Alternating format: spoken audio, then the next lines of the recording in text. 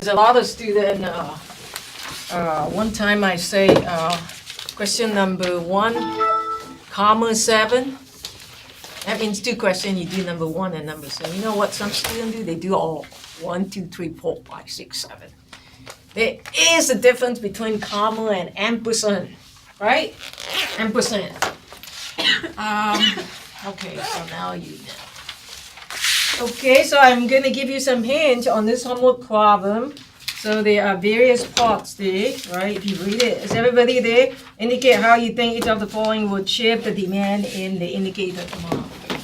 So remember I told you before, all the answers are kind of like here. Sort of like that 4 diagrams ABCD that we talked about. So you have to do the diagram, the graph, for each part of the question. Do not do one big diagram, combine everything together. There's no way to do it. So each part, give me one graph. And you have to briefly explain. I do not like this kind of answer that are like magic. You know magic? Like people would say, increase, decrease, stay the same. It's like, do you know English? Can you write? Yes. So say the demand curve shift, right? Okay, or increase, and then do a graph. For goodness sake, do it. Okay, demand curve shift to the right. So point A, point B, P, Q. Here's your supply curve. Be sure you label supply and demand curve correctly. Okay, is that too difficult to do? You could get out here and label it if I say fill in the blank. Yeah, so this will be your supply. Here's your demand. Okay, so a little bit of explanation, briefly explain like why it shift to the right. So typically what one of the students read last time, remember that blue box at the bottom of is that page, help me with the number please, what we read last time.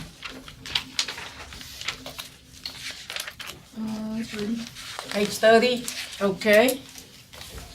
So yeah. Everything that you've read, right, the demand curve shift is there. So when you do a homework problem, right, for each part, go back to that part and see which one is it talking about. Is it about preference? Or is that about cost of production? And remember the demand side and the supply side factors, they are not the same. Do not get the two confused. Because every time we did that analysis, first we started off with demand curve and then we started off with and we did the supply curve. We never did do them together. So this is the next thing I'm going to do next because the last 2 diagrams, we have not done it. So of course, you have to know the difference between demand curve change and change in quantity demand. Tell me what's the difference. Raise your hand if you want to answer that question. That's the important question. Okay, at this point, some of you say, repeat the question again. Yeah, I know, that's coming. Always students who say, repeat the question. How about someone else repeat the question, if you heard what I said? What did I say? What is the difference between change in demand, increase in demand, and increase in quantity demand? What's the difference?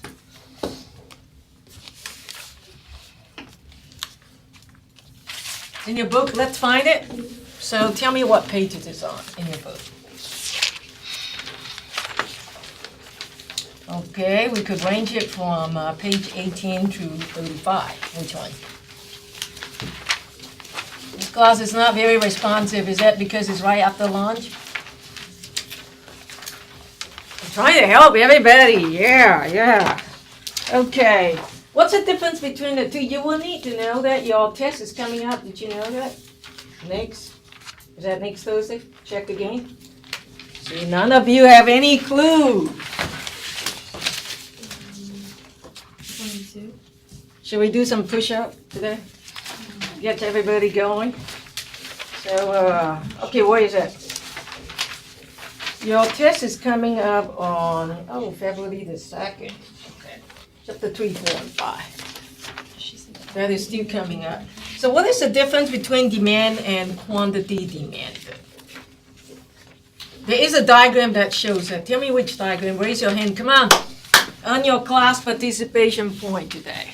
Wake up. I'm gonna walk beside you and ask you, because I ask- think this class needs to be a little bit more active. Are you Yes. asking what page the graphs are on? Yeah. 23. 23, let's look at 23, see if she's right. No book?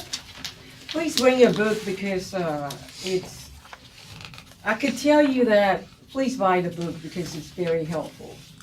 I mean, if you just rely on PowerPoint slides, you're not gonna survive, I can tell you that. Unless you're not sure you wanna drop the class, well, that's a long time before you drop the class. I think the last day to drop it, like, after the spring break. You would have known your midterm grade already.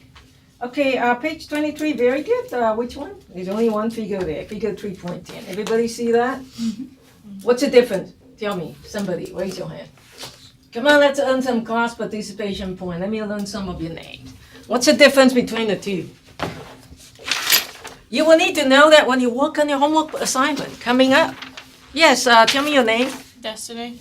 Okay, Destiny, yes, please. Increase in quantity demanded goes down and increase in demand shifts to the right. Okay, you literally shift the graph to the right if it is increase in demand. Whereas on the left-hand side, increase in quantity demanded is when you drop the price, quantity demanded goes up. Okay, on the left-hand side of the graph, you only see price and quantity, but on the right-hand side, you see the demand curve shift. You could also throw in a supply curve if you like, okay, because that will be equilibrium. Still very quiet. Okay, how about get you some blood going? Blood, yeah, it is blood. We're talking about, right, how about this? I don't have to do this all the time. But the last two graphs on this chapter, I'm going to draw it. I would like for you to draw it with me as I do it. And hand it in. That's your in-class exercise. Yes, copying. Even copying the student who do it wrong because they don't know how to copy or they're not paying attention. Now I see some movement. Right. If you don't have paper, pen, or whatever, borrow it from somebody. So I would like a little bit more active class participation. So now what we're gonna do is gonna do simultaneous shift. Whoa, can't spell the word. Let's try again. Simultaneous shift. Plural. And demand and supply. Yes. So everybody ready? Start off with an L. Is this the one we're turning in? Yes. Yes. So take out a piece of paper. Yes. Don't hand in part of your notes. Tear it out. You're gonna write your name. Yes. Okay. So here's your price. Here's your quantity. I'm gonna go a little bit fast now. You start off with X. Can everybody do X question? Yes? Can everybody do X? Here's your demand curve downward sloping. Here's your supply curve upward sloping. Okay, and let's call this point A. Yeah. We start off with that, and let's see. We're looking at the market for corn tortilla chips. How many of you like that kind of chips? Raise your hand. I do too. They're great. For lunch, yeah. When you got nothing else to eat, yeah, they're great. So now, two things are going to happen that will shift the demand and supply curve, and I would like for you to look at page 38 because I'm trying to train you to do your homework. Okay, page 30, everybody, and 33. So there will be two scenarios that's going to happen. Don't draw the graph yet because when I draw it, you draw it with me. Because if you look at the textbook, it gives you the so-called da-da diagram. It's already finished. But if you see me do it in process, do it with me. It helps a little bit. The first factor is, let's look at this one right here.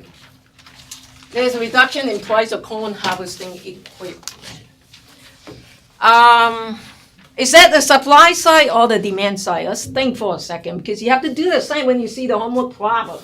You see a scenario, you say, what am I going to do next? Let's analyze it. Is this the supply side or demand side? Sometimes we tell you, this time we haven't told you yet. So what do you think? And if it is, you say it's a supply side, let's look, go look at page 31 on top, all these factors, tell me which one.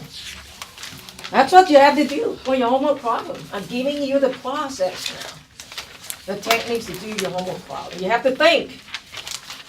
So which one? Which are the factors that, right there? Raise your hand, Jimmy, you want to answer that? Do we have a Jimmy? I thought we did, must be the other class. Oh. Let me have this. Okay, how about, do we have a Dante? Dante, yeah, what do you think? Huh? What? No. Supply side, yeah.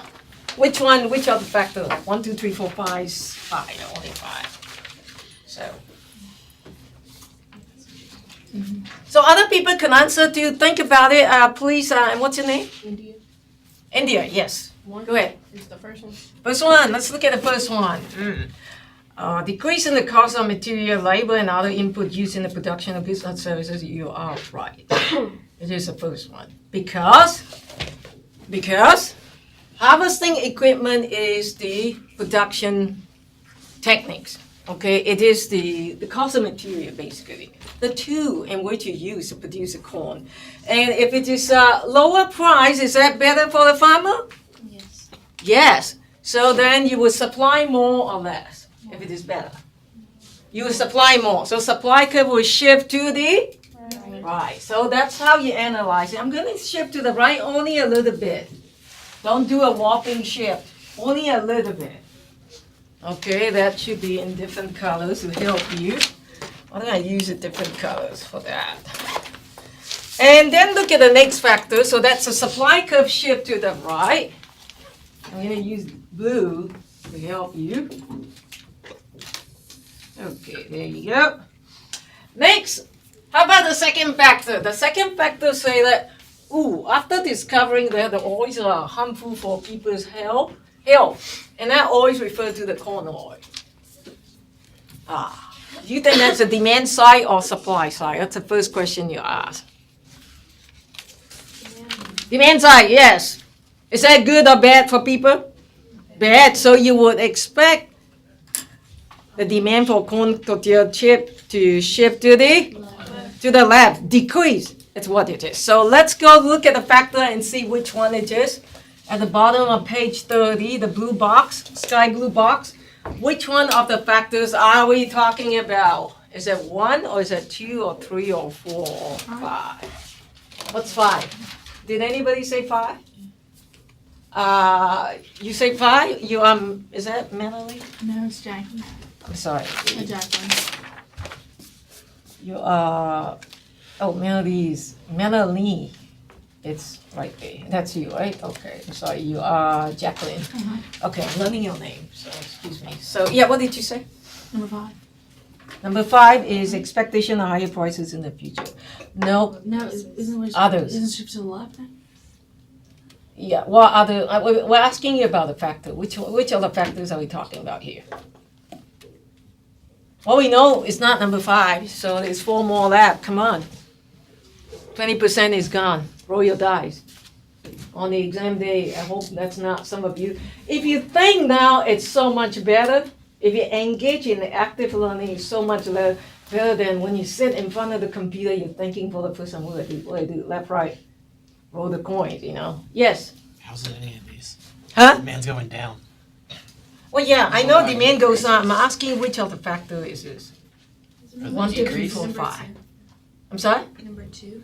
Number 2, what did you say? I didn't say any number. You just say it goes down. Yeah, we all agree it goes going down and shifting to the left. I'm asking you which of the factor are we talking about? Which of the 5 factors from That causes increase. right here? How are we Sorry? supposed to- If they say that it causes increase, that's what the box says. Yeah, it doesn't matter. And then at the bottom it also say decrease, we shift the other Is one. it 2? Right. So what I'm asking you is which of the 5 factors? 2? Number 2? Number 2. Okay, what's number 2? No. Number 4 is increase in the preference by demanders for the goods or services. Yes.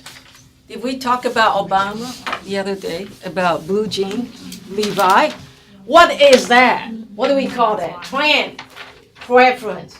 So is this something good or bad? This is bad. So this is unfavorable preference.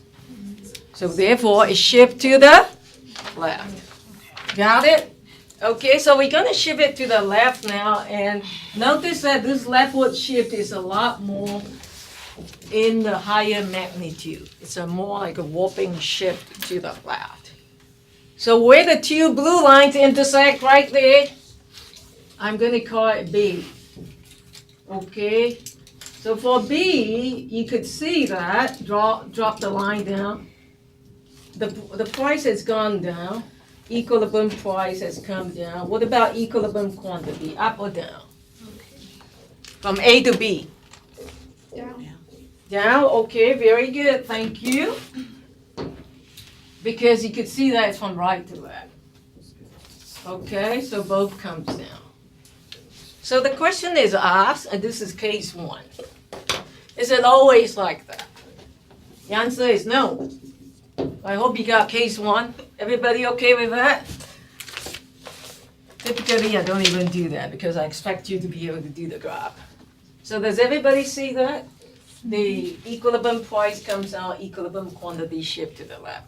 Now, notice that I use the term equilibrium price, equilibrium quantity. Why? Why do I use the word equilibrium? Oh, it's been a while. Because that's what's in the middle. That's where they agree at. Very good. That's where demand and supply curve intersect. And tell me your name. Danielle. You are Daniel. Okay. And next to it, is this today's one? No, this is 19. Yeah, okay.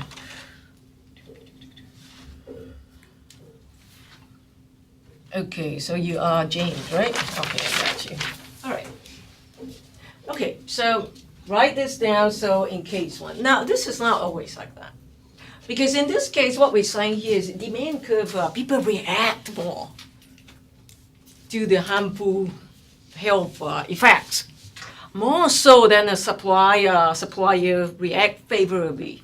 So supply curve shift only a little bit to the right, but demand curve shift a lot more to the left. We call it the magnitude of the shift. For the demand curve is greater than the magnitude of the shift in supply curve. So, okay, everybody with me? So we ask you, like, is this always the same? The answer is no. So what do you know? What's your insight? Why not? If not, how? What? Who and where? Who and where? So at least you agree it's not always the same. So this is case two. Be sure you label your graph very clearly. I take a point. You don't get your full point because this is only copying so far. So you should be able to do it precisely. Okay? I can tell you some of you don't even get it, even if it is copying. So you got to pay attention. So you got this. Case two now. So in case two, we say that what about if the demand curve, consumer don't react that bad? Yes, they say, oh yeah, we will decrease the demand, but not that much. Then demand curve shift only a little bit to the left. This is very important that you draw it right. But supply curve increases a lot more because, oh yeah, the farmers find out they react drastically to this favorable drop in the price of this equipment. So they say, we're gonna produce a lot. Not just a lot, but a lot more. So then you have a case like that, where the supply curve will shift more to the right. So you have to reflect that in your drawing.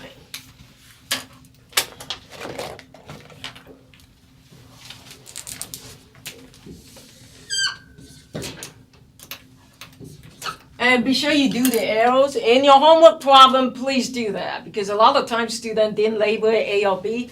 They just, they don't do the arrows and I don't know. I say, which is your starting point? Then you don't get the point because I don't understand. It is not clear. It has to be explicit. So here's your point B.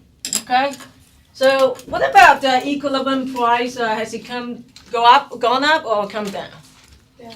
Down, very good, because you're comparing point A to B, and that's definitely is lower. What about equilibrium quantity now? Higher or lower? Higher, very good, yes, yes. Higher because it's to the right of A. Got it, everybody? Okay, very good, so this is higher. Is this the same as what you got before? No. What's it different?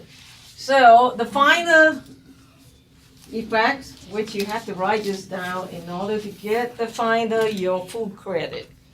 Because you're not getting it if you don't write this final effects down. The final effects is in both cases we see that the prices are dropping. But in the case of the equilibrium quantity, this could go up or it could come down.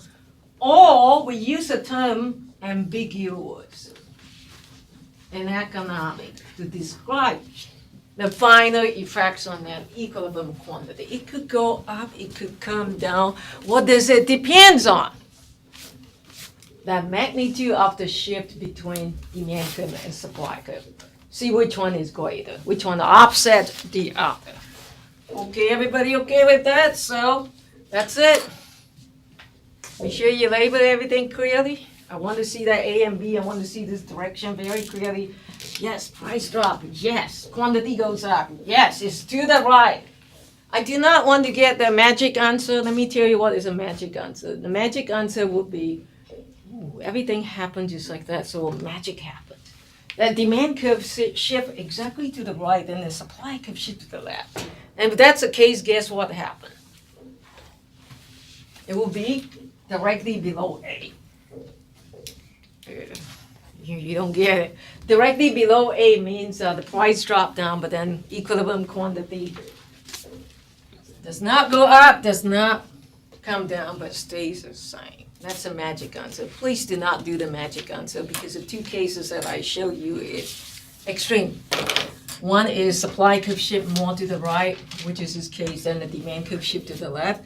The case one is the opposite, which is supply curve shift a little bit less and the demand curve shift to the left. Okay, everybody with me? So once again, please do not use a cell phone in the class. I highly appreciate it. If you need to answer a call, please exit and then come back. All right, so that's it. I'm going to start the next chapter while you finish up your notes. Have it handy. You could hand it to me on your way out, okay? So you will need paper to do your notes also, but that one is separate. Be sure you write your name. Since you're still new, I won't be able to guess your handwriting.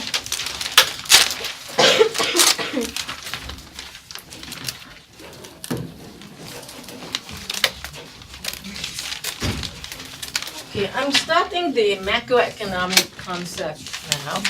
This is macroeconomic problem. Now remember I mentioned that chapter 3 is more like a fundamental chapter. You have to understand the fundamentals of demand and supply before you get into product market, labor market, money market, capital market. So all the shift in demand and supply, they are very important in economics. And I think I see that most of you have not taken EC in 2020. That's why I had to go over it.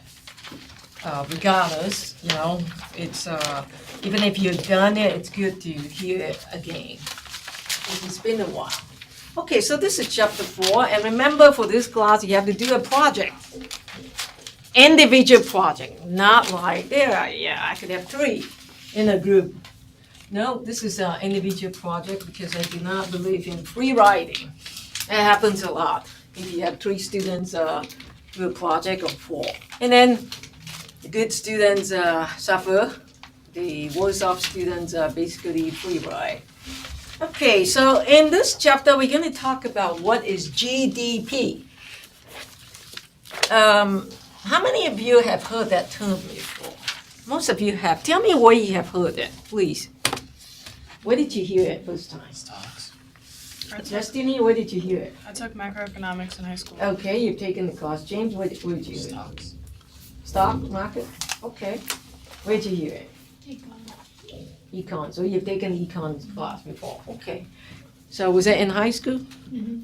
Okay. Oh, good. I'm glad they teach economics in high school. So it stands for gross domestic product. So this is a definition for what exactly it is. You see all this underline thing? I'm very careful to underline because every underline that you see is the definition. And your next set of homework, after homework 1, you do homework 2, will be based on these definitions a lot, very closely. Okay, so it is a market value of the final goods and services. Then we stop there. And then we say produced in a country and during a given period. See the 5 stars there. So we're going to break it down one line at a time to stretch that definition. To give you an example so you know what it is, what we're talking about. How to measure GDP. So GDP is a measurement of a country's of performance of various countries. So you can compare China's GDP. If you pick China as one of your choices, choice countries that you might pick South Africa or Brazil. It's a very popular country, Canada. We're going to measure them, and so let's look at how we do it. What exactly is market value? Market value is something that, you aggregate means you add up all the goods and services. For example, you say, what do we produce in this country? Tobacco? Tobacco? Tobacco, okay. Is that cigar? Because you have to produce Yeah, cigar cigars. eventually, yeah. So tobacco is considered the agricultural products. Okay, very good. What else? You got Microsoft. What is it? Windows 8 now or 9? Is that 9 or 8 now? And 10. Oh my goodness. 10. Where have I been all this time? Oh yeah, they always ask me to upgrade. Saying, nah, I'm happy with what I am. So every time you upgrade, there's something happen, right? Like we need it. No, we don't really need it. Okay, so we produce cowboy boots, cowboy hats. What else? Computers. Okay, so what you do is you add up everything. We produce education. We produce healthcare. There are hospitals out there. And we have precious metals. We produce aluminum, iron, and so on and so forth. Okay, so you add everything together, all the goods and services. Services means haircut, brokering service, waiter services, car wash, all this you add together. Here's an example of what is market value. So we take a small economy. In this economy, you produce only 3 things. This economy has a name, it's called Orchardville. So we produce 3 goods in Orchardville. The 3 goods are apples, bananas, and shoes. Wow, big deal. How many apples? 4. How many bananas? 6, and 3 pairs of shoes. And then we give you the unit price of each of the 3 products. So the price of apple is only 25 cents. Boy, I know. Today you can buy it for 25 cents. That's been a while, yeah. Price of bananas is 50 cents. I didn't know banana cost more than apple. Do you? What about a pair of shoes? $20. That's about typical. Okay, so in order to calculate GDP, what you do is you take the units of each product, multiply by the unit price of each product. So you had this. So I'm going to write an equation for you. This is a summation of I equals to I, 1 to 3. So you have PI XI. P is the price of a good, and X is the number of units that you buy, like how many apples. Okay? So this is basically P1 X1 plus P2 X2 plus P3 X3. Okay? So that means from 1 to 3. So what you have is your price of the apple is 25 cents, and you got 4 units, so that's how you get it. Okay, the next one is 6 banana multiplied by unit price of a banana, which is 50 cents. And then you take 3 units of shoes multiplied by 20. So the first one should give you how much? You should be able to do math like that. $1, thank you. The next one should be $3. Is everybody with me? If you're not following, tell me, okay? And if you have your calculator, if you have to use a calculator, go ahead. Don't be afraid to use your calculator. Because for your test, I hope you remember to bring your calculator. Usually that's extra credit thing. Okay, so the last one is 3 pairs of shoes multiplied by $20 per pair of shoes. So that should be about $60. So added up together, you have 64. Okay, so that's a very simple example of how you will calculate GDP. So this is a simple example. In real life, you would have a lot of things. You have healthcare, you have education, you have agricultural goods, you know. I mean, among the agricultural goods, you have so many products, tobacco, sweet potatoes, and soybean, corn, and what have you. Okay, and then electronic components, all the computer, there you go, you have a lot more. So you add up everything together. So this is a simplified version of how to compute a gross domestic product. And we also say that the more expensive item receive a higher weight than the cheaper item. So in this case, that will be your shoes, because shoe is $20 as compared to the other two, which are less than $1. Okay, so these are the kind of question we'll ask you on your test. We'll give you some numbers, say calculate the GDP. So everybody should be very comfortable in doing it. Right? So far so good, correct? Might be too easy for some of you. Okay. Now what about final goods or services? Now what final means the end product. So if you walk into Best Buy, you want to buy a notebook. In the past, you could buy desktop, but nobody buys as many desktop. Everybody wants a notebook or laptop, you know.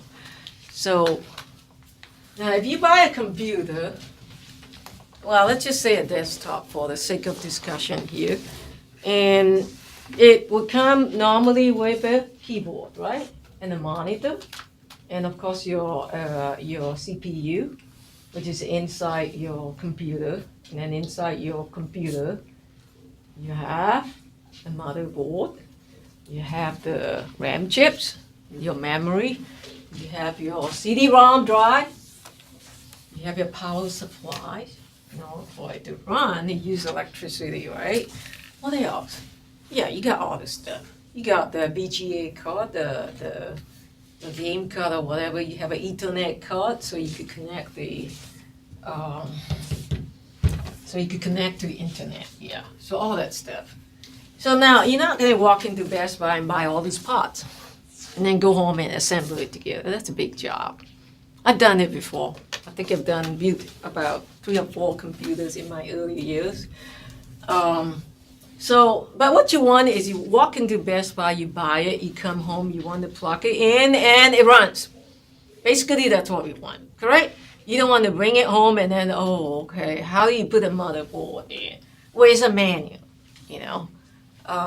Where do you put the RAM chip, you know? And be careful with the power supply because you want to be careful of the static electricity, and so on. So final goods or services, basically, it's something that we count. We count as an end product. So if you buy that computer for $600, that's what we put down at $600. We're not going to go back and say, okay, CD-ROM costs $50 and the RAM chip costs $100, and you add it up one by one. No, you're buying the end product. The one that you bring home, you can plug it in and start running. So what about intermediate goods and services? This will be parts that goes into, for example, if you buy a car, same thing. You want to walk into a lot, order the car, you drive it away. You want to buy the door today because you can't afford the rest of the parts of the car, and then the next day you come back and buy a steering wheel because that's all that you could afford, and then you put it together. So you're not buying parts, you're buying the finished product, the final price. Intermediate goods or service, once again, is you use all these different parts that make up the final good, and it's not counted as part of the GDP, except if we use a method known as value-added method. So please write this down. This is important. 4 methods of computing GDP. The first one is known as expenditure or production method. That's the one you saw in the case of Orchardview. Production method.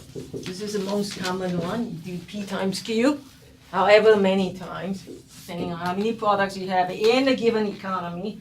And then you have expenditure method. Now this is the one that's probably the most important one you need to know because your homework assignment is going to be based on that one. Okay, the third one is called value added method. Number 4. The last one is known as income method. So according to the value added method, yes. What's the second one? The second one is expenditure method. Okay, so this means ditto. Ditto means method. Value added method. So income, I can make it easy like that. Second one is known as expenditure method. Now, according to the value added method, because a while ago you just heard me say, well, intermediate goods, you don't count them all. You count the finished product. Except in the case of value added method, which you will see very different, because you're not counting intermediate goods as the final good. In the value added method, you actually just count the process that goes into it. So here's one example. In this example, you're producing a loaf of bread. Like what you get from Food Lion. Let's just say the loaf of the price for a loaf of bread is about $2. Is that about reasonable for a loaf of bread? Yeah. Okay, well let's go with that number. Well, any firm, the market value of its product or service minus cost of inputs purchased from other firms. How many of you are familiar with the term downstream and upstream? What does that mean when I say upstream? It means it's the first process at the beginning. Okay, and then it comes down all the way to downstream. And then you sell it to the consumer. Okay, so there are 3 levels of processing produced by 3 different companies. The upstream company is known as ABC Grain. As you know, the name indicates that this is a company that produces grain. It could be wheat, I don't know. It could be barley, depending on multi-grain, depending on what kind of bread you're producing. So anyway, from the beginning, there's nothing. Okay, so the revenue is 50 cents because ABC Grain is going to sell the wheat to the next company down the stream known as a General Flour. Yes, questions? So is value added a profit? No, I would explain that. I have not got to that yet. Okay, hopefully that will answer your question. So it's a difference between 2 things. What's your revenue minus the cost of input? So General Flour in this case will buy the 50 cents worth of, and that 50 cents is talking about 50 cents worth that put into producing that $2 loaf of bread, okay, per unit. So in other words, in this case, General Flour would pay ABC Grain 50 cents, because that's how much you charge for a loaf of bread that goes into it, the input. On the other hand, and once he produces flour from the wheat, he will go on and sell that flour to the next company down the stream, which is known as Hot and Fresh. And that last company, which is considered as a downstream company, sells the bread. That might be Food Lion. That's your bakery. Okay, and it's sold for $2. And this last company, Hot and Fresh, bought the amount worth of flour from the company above for $1.20. So then what you do then, value added, is you take the revenue minus the cost. So the first one is no cost here, so that's 50 cents. The second one is $1.20 is a revenue. Revenue is not the same as profit. Revenue is P times Q. Like a while ago, what you see there, P times Q, that's your revenue. Now, profit is you have to take revenue subtract something else. What is that something else? Cost of doing business, and you have your profit. Revenue is just what you get. If you go to Walmart, you buy 10 CDs, $1 per CD, let's just say so, that you spend $10, and Walmart earns a revenue of $10 from you.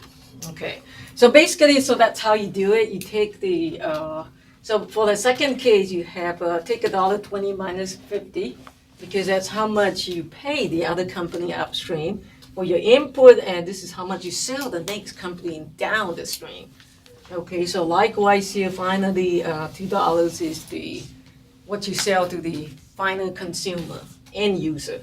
So then if you do that, you see that 50 cents, 70 cents, and 80 cents. In the last case, add it all up together, that number is the value added method, and that should be the same as that number there. So this is the value added method, and basically it is not the profit, but you have to take the revenue minus cost of buying the input from previous process. So if you have 5 companies, then you do the same. So basically, if you do it this way, right, you add it up to be your final value,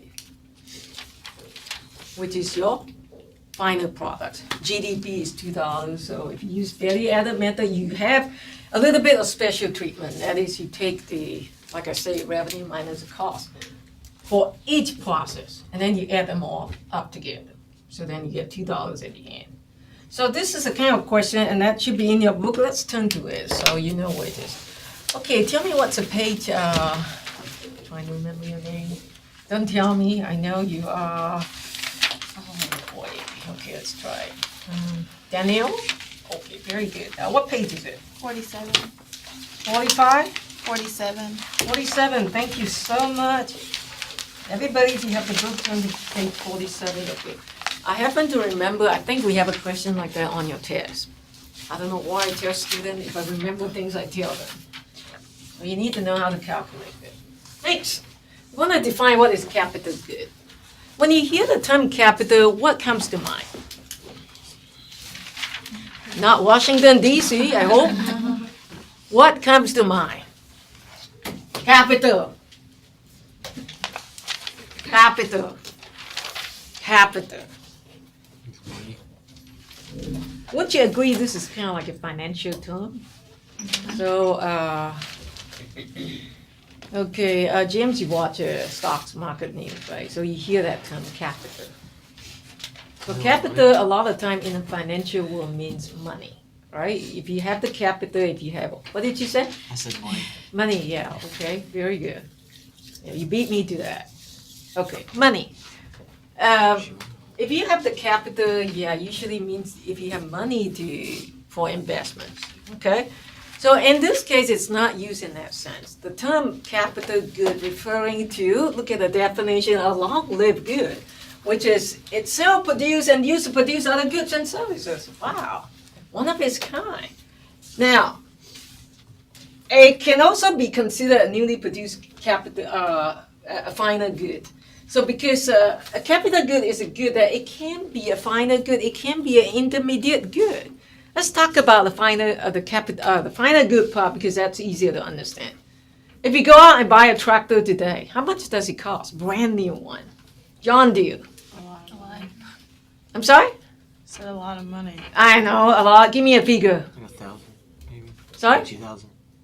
No, a lot more than that. Depending on what implements you want to get with 10,000, is that okay? 20,000, it could be 100,000. Yeah, depending on how sophisticated you want it to be. You can get any John Deere for 2,000, unless it is a used one. Now, I got one at my home. It's a classic one. It's not John Deere. I think it was produced in 1948. It works very well, and we pay. I think it was 3,500. See, that's old, but it still works, and we pay 3,500 for a used tractor. Okay, so if you buy a tractor, that's considered final good. You pay 10,000, but you don't stop there, right? You use it to plow your land, and then you advertise it. Wouldn't you want to make more money with your tractor? Yeah. Why limit to your land alone? Why don't you advertise to the neighbor down the road and say, I got a tractor and I'll be glad to plow your land for you. We got offer like that all the time. We say, nah, leave the land be idle. Never mind. Now it's all grown with pine tree. It's too late to try to level it now. It's that big now. It's not like sapling anymore, So, yeah. So you could produce service, you could advertise and do some work for your neighbor, not for free. You're gonna charge, I hope. Yeah. Okay. What's another good example of that? Based on the definition I gave you. How about taxi? How many of you have ridden a taxi before? When you first buy the taxi, it costs, right? Yeah, brand new car, taxi. If it is in New York City, it costs a lot. Yeah, how many of you from New York City? Are you from New York City? No? Okay. You have to buy that license. That license costs a lot. I mean, even afraid to say this number out. Yeah, but anyway, brand new, right? That's your final good. But then, hey, you don't just sit home with that brand new taxi. You do something with it. What do you do? Get people, you go out and make business. Start your business. Come out, where do you want to go? Fifth Avenue, hop on in. And a traffic jam, the clock goes up, the clock ticks, and you earn money that way. So in other words, you buy it as a final good, but then you also use it to produce something further. What about computer? What do you think? Do you think computer is a capital good? Okay, tell me, how is it a capital good? Based on this definition. You buy it from Best Buy, you call it a final good. How is it an intermediate good? How is it, first definition here, and used to produce other goods and services? It could help. Yes! It could help use. I know how to type term paper. I can type 80 words per minute. Come on, hire me. Nick, can you do that? Not that fast. You can do texting pretty fast, right? But no one will hire you to text for them. Absolutely, yeah, no way. But they'll hire you to do the term paper. Yes, they hire you to do the spreadsheet. So don't forget to charge them. So that's what it is, okay? So you could use it for final good as well as intermediate. Did you pay attention to that word long live? Computer is long live good, right? You use it for several years, and tractor is, taxi is. Okay, next. Stretching the definition once again to help you with your second set of homework. It's produced within a country during a given period.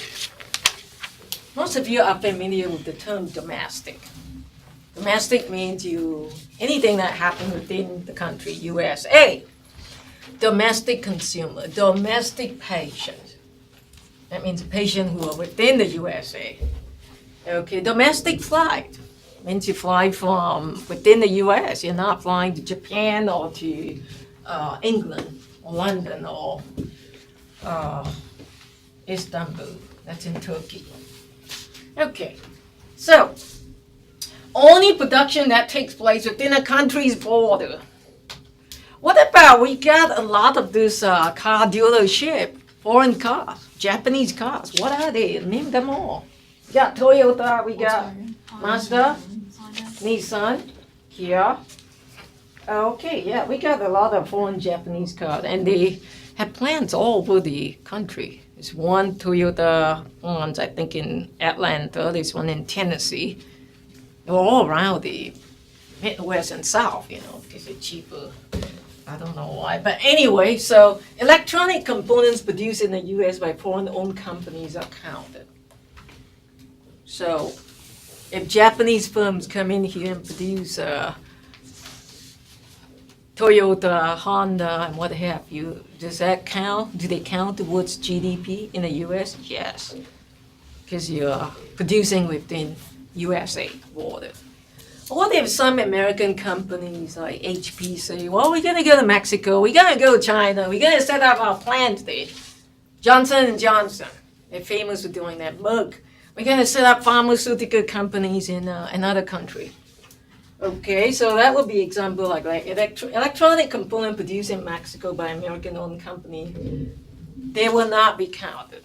If American companies go to another country produce something like HP computers, it will not be counted towards a USA GDP, but it will be counted towards the other country's GDP because it's within their border. So in that case, it will be Mexican GDP or Japanese or what have you. Okay, so the border is important. I used to have a joke, so I tell my student, I say, what if you have your plant just right there at the border of Texas and Mexico? What will happen? So what do you pay your tax? What do you pay your account or your GDP towards? You say, well, whatever that machine is located, whether it's on the Texas side or the USA side. But the point here is that probably doesn't happen because your border has to be clear. How you count it is within the border. Okay, we also say during a given period of time. So when you do your homework problem, or not homework, your project, I asked you to do a few years back, okay? So a few years back means you have, for example, a year by year. Usually I give you the year instead of a quarter. You can count the GDP according to quarter because you produce quarterly. Or you could count it by adding all the 4 quarters together to make it annual numbers estimate. So usually we want the annual numbers. When you do your project, I want you to go back usually the last 5 years. Okay. So the last 5 years would be, Jonathan, you okay? No, that's not Jonathan. Gerson, you okay? Okay. You paying attention, right? All right. Very good. Okay, so you only count the goods produced during the defined period, such as the calendar year. And it could be a quarter, it could be monthly data. And pay attention to the last 2 statements. Put some stars here. These are important. It also says that the sales of used goods is not counted. How many of you go to Goodwill and buy stuff? How many of you go to Edward Mackay? That's a used price bookstore. Yeah. Second-hand bookstore. How many of you buy, it's funny, used house? I think all of us do because hardly anybody, unless you produce, make your own house.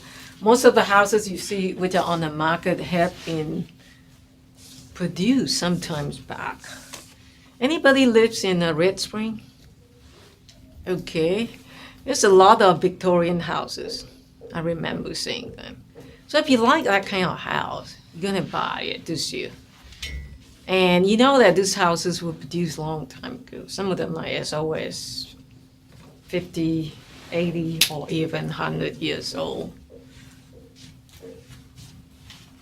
You are not gonna count the sales price of your house as GDP for this year because it has already been produced 100 years ago. You don't count it. However, you count the service because most people, when you buy a house, you hire real estate agents, right? They earn commissions. How much is their commission? Anybody know? In North Carolina?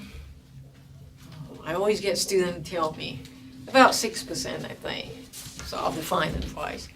So now that real estate commissions, it's counted towards this year's GDP because that's counted as a service they produced this year, or given that calendar year, 2015. But the price of the house will not be counted because it was produced 100 years ago. Well, maybe come down to another level, you could relate a little bit more. How many of you drive a used car? That's everybody. How many of you drive a brand new car? Come on. Let's see if you get the other extreme, nobody. Well, if you do, you won't want to raise your hand. Okay, so, I mean, it's nothing to be ashamed of, but, I just don't know many people who drive brand new car because I always buy used car. Yeah, I'm getting ready to buy one, so I don't know yet. So which one? But so if you buy a used car, you could relate to that more. Okay, so if you pay $5,000 for it, would it count towards GDP? No, because that was produced like in 2006. But the commissions you have to pay, the car dealership, that will be counted towards the service part of it. So remember that. Okay, next I want to show you this diagram. And excuse me, you should have this on your page 50 if you turn to your book. So for your easy reference. This is by expenditure method, by the way, which is method number 2, which I'm going to show you an equation and then I'm going to come back, okay? So here's the equation for expenditure method for measuring GDP. You should have that on page 52 on top. See that? You got your GDP, which is your national income. That's another way to look at it, which is equal to your C, which stands for consumption, expenditure. And for each of these categories, we're going to break it down further. And then you have an investment part. You have the G, which is government purchases or expenditure. Okay, the last part is your NX. NX stands for net export, which is your export minus import. Now, this is your expenditure method, and I'm introducing it for the first time. Be good friend to this equation, because this is an equation that I will check final exam to see if you tattoo it into your hands or your foot. No, I'm kidding. Yeah, nobody does that bad, That would be the equation. Okay, so your national income or your gross domestic product is equals to consumption plus investment plus government expenditure plus net export. So if you have your book, it's on page 52 on top. I'm going to turn the pages, go back to that diagram. Now we're going to break it down further now. For the consumption, the first component, so for your homework problem, number 2, you would have to tell us, for example, like for each scenario that we give you, you have to tell us from which of the components. Is that consumption? Is that investment? Is that government expenditure? Or is that net export? Now, I'll explain that more when it comes up to after you hand in your first homework. Yeah. So for consumption, you could break it down further into 3 categories. One is durable goods, non-durable goods, and services. As you can see, let's look at the big components once again. I'm going to write it now.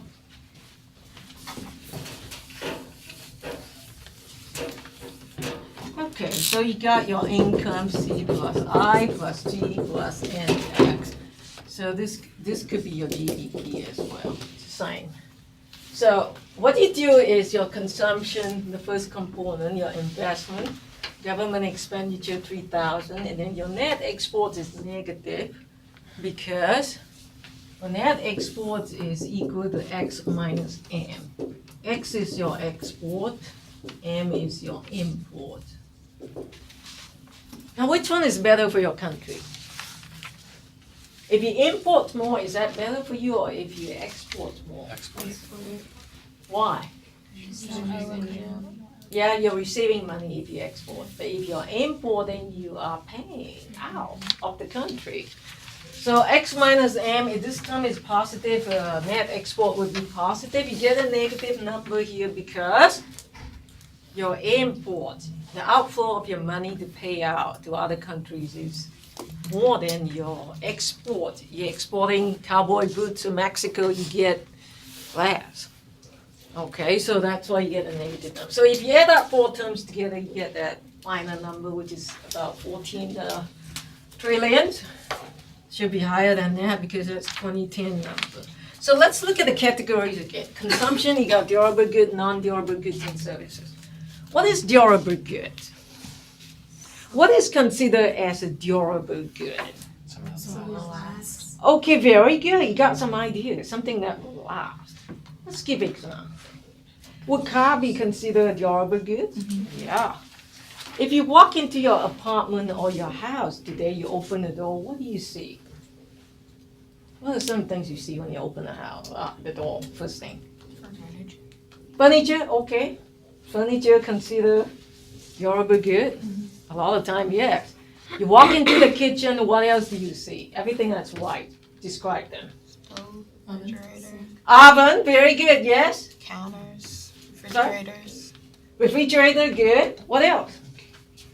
Microwave, they're all white color, right? Most of them. Then if you go to your utility room, what else do you see? Washer, dryer. Washer and dryer. Yes, those are durable goods. Something that lasts for long. What is non-durable goods? Food. Food, very good. Clothing is considered non-durable. How'd you get here today? You drive a walk. Excuse me. Yeah, I thought you were driving. Okay. Oh yeah, you walk to the class, but after you park. But to some extent, you drive here. How'd you get here though? You have to have something, right? In the car or to run. Gas. Okay. So that's your non-durable goods. What about services? I mentioned that earlier. Haircut, car wash. If you go to Outback, yeah, I hope you tip them good. You say only if they deserve it. Even if they don't deserve it, tip them good. Yeah, and some of you would love for me to be your customers. Yeah, you never know how much I tip, yeah. So anyway, okay, services or banking services, very good. So let's go to our definition. Okay, spending by household goods and services such as food, clothing, entertainment. Entertainment will probably be considered a service. So consumer durables, non-durables, and services. Next, we go back to business fixed investment, residential, and inventory. So you got three categories there. Okay, business fixed investment is sort of like a, oops, too fast. Oh, I think we missed one PowerPoint slide. What happened? Oh, right here, okay. This is spending by firms or companies on final goods and services. A lot of them are capital goods we talk about. Housing. Like for example, a rental car, that would be considered business fixed investment. Anything that you see right now with your eyes in this room is considered business fixed investment for UNCP. The screen here. Screen back to the camera, that whiteboard computer, this is a business fixed investment.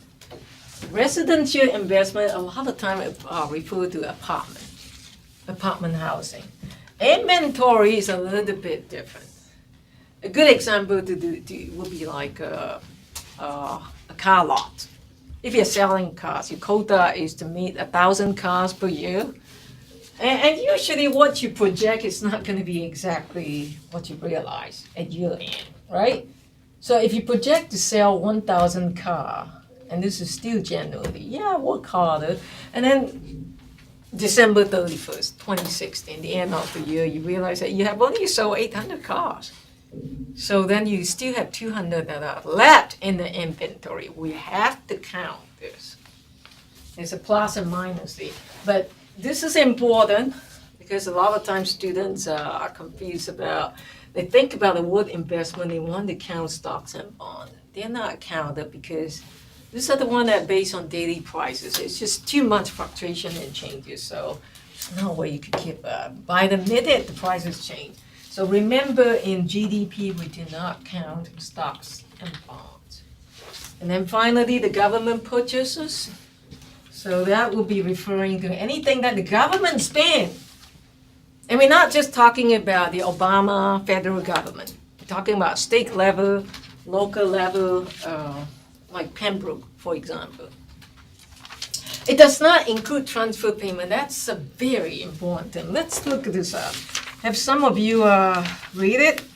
If you want to help me and earn your class participation point, that's a good time. Okay, I think it's on page 51 where the government purchases is. Would somebody read that about the third sentence? If you find it, please read it. Okay, how about, well, I can read your handwriting here.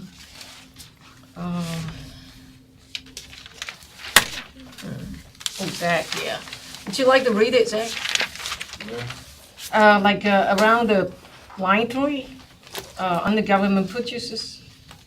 Government purchases do not, that part on the way. Okay. Government purchases do not include transfer payments, which are payments made by the government in return for which no current goods or services are received. Okay, thank you. Now, transfer payment, I'm gonna define for you in a layman's term. Anything you receive from, I should say, yeah, the amount, anything. Yeah, anything. The amount you receive from the government based on your eligibility without returning, without rendering any services in return. If the government said you're unemployed, you're eligible, you have proved yourself to be going out, look for the job every day, you shave, you look at newspaper, you answer the classify, you go out, look for a job, you go for interview, you brush up your resume and all that, then you're eligible for unemployment compensation. You get it because you're eligible. They're not gonna tell you, this weekend you come back and do 10 hours of community service. You got it because you're eligible. Medicaid, how many of you heard about Medicaid? You have to be over 65, grandparents maybe qualify, or your mom qualified for it because they're over 65 years old. They got it, they earn it, they are eligible for it. Okay, some scholarship will fall into that category because you have good GPA, you're eligible. They're not gonna ask you and bond you for the rest of your life. You have to come back and work for us. There's some scholarship that are like, yes, question? What is the word next to government? Based on your eligibility, without rendering any services in return. In other words, it's free. You just have to make sure you're eligible. Social Security, same thing. You have to be over 65. Medicaid, CAID. If your income is below certain level, poverty level, then you're eligible for Medicaid. So in other words, government purchases, like the government, the US Army, all this expenditure on that goes into that. All these weapons they use, their uniforms and their whatever weapons or guns they use, goes into that. What about my salary as a professor? I guess I work for state government because it's a state university, so my salaries count towards that government purchases or expenditure. It does not include transfer payment that we define. It does not include interest paid on government debt. How many of you owe IRS money? Don't raise your hand. And now it's not quite April yet, so we won't have to worry about it for a while. Okay, so if you owe IRS money, so they ain't come back and get you, and usually they are gracious in the sense that they say, oh yeah, we'll figure out payment for you, yes. So you do it monthly payment, you pay this amount, but you got to pay interest. So they get interest from these people who defer their payment, and that's not gonna count towards GDP because there's no production, right? That's more like a government benefit, profit. Okay. And the last one is export and import. Still have a few minutes, so I think I might stop there. So anyway, the last categories is your export and import. So like I said already, your net export is taking export minus import, not the other way. So if you have a negative number, that's because your import is greater than export. But if you have a positive number, which is what we hope to get, that means your export will be greater than import. So finally, you add everything up together. Now, all these definitions are extremely important because on your test, on this chapter, will test your understanding of the definition. Everything that I underlined on the first slide. So on your homework problem, we ask you to do a problem based on expenditure method C plus I plus G plus NX. So when you do that homework, you have to explain which part of the component it comes from. And what's the effect on GDP? Is it going to be higher or lower? Don't just say it has affected the GDP. This is one of the things that students are not very rigorous. When I say, did it affect you? You say, yes. I say, next question will be, how? Is it favorable or unfavorable? So in economics, a lot of the time it's that. You turn to the right or left. Are you making a loss or profit? Are you looking up or are you looking down? Okay, I hope you catch up by reading the chapter ahead of time. I will finish up this chapter the next class. Thank you for coming.